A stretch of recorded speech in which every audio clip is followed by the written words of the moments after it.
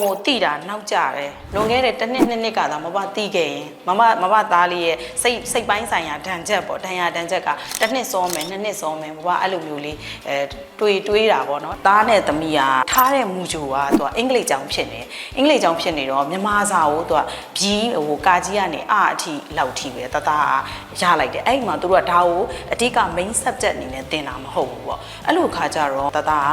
ဘီးကာကြီးကနေအထီတောင်သူကကောင်းကောင်းမရတဲ့အချိန်မှာအသက်6နှစ်ရောက်သွားတယ်တသားအမရဲ့အမျိုးသားကြောင့်grade 1မှာသူတန်း join ခဲ့တယ်ဆိုလို့ရှင်ခါတလေကြရင်မပါတော့အသက်အရွယ်အပိုင်းခြားရဘယ်တန်းမှာဘယ်လောက်ရှိရမယ်ဆိုတဲ့ level တခုကြရင်သူ့သားလေးကတန်းရော့နေမယ်အဲ့ဟာကိုပဲသူတွေးတယ်မမတို့ကကြတော့အခြေခံပိုင်းမှုအတွက်ကိုသွားတယ်ပေါ့နော်သူကအဲ့လိုမတွေးဘူးမတွေးဘဲနဲ့ grade 1ကိုတန်း join လိုက်တယ်တန်း join လိုက်တော့ခလေးကဘီးမပိုင်သေးဘဲနဲ့တရတွေကိုသွားရတဲ့ပုံစံမျိုးဖြစ်တာကားတွေ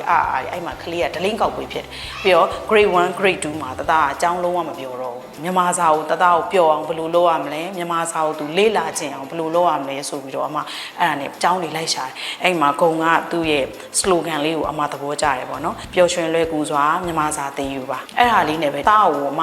ပျော်ရွှင်လေးဖြစ်စေခြင်းနဲ့မြန်မာစာကိုအဲ့လိုလေးသင်စေခြင်းဒီဆောင်ပုတ်ကလေးနဲ့ပဲအမရောက်လာဒီမှာ text လုပ်တယ်ဆရာမတွေရဲ့နှွေးထွေးမှုရှိရဲ့ teacher ဖြူလို့ဆိုလို့ရှိရင်လေအမတို့မိဘတယောက်အနေနဲ့တီးခံနိုင်တဲ့အားထုတ်ကိုသူတို့ကပူပြီးတီးခံနိုင်တယ်တသားအေးကိုပေါ်မှာသူတို့ child site ကိုနားလဲတယ်အဲ့ဒီဟာလေး teacher ဖြူလို့ရှိမှမဘာလို့တွေ့ရတယ်အခုကလေးတွေစာသင်တဲ့အခါမှာတနာရီပဲသင်ရတယ်စာသင်နေတယ်လို့မထင်ရအောင်သူတို့မြန်မာစာကိုမသိမသာလေး learning လုပ်သွားတယ်အဲ့မှာတသား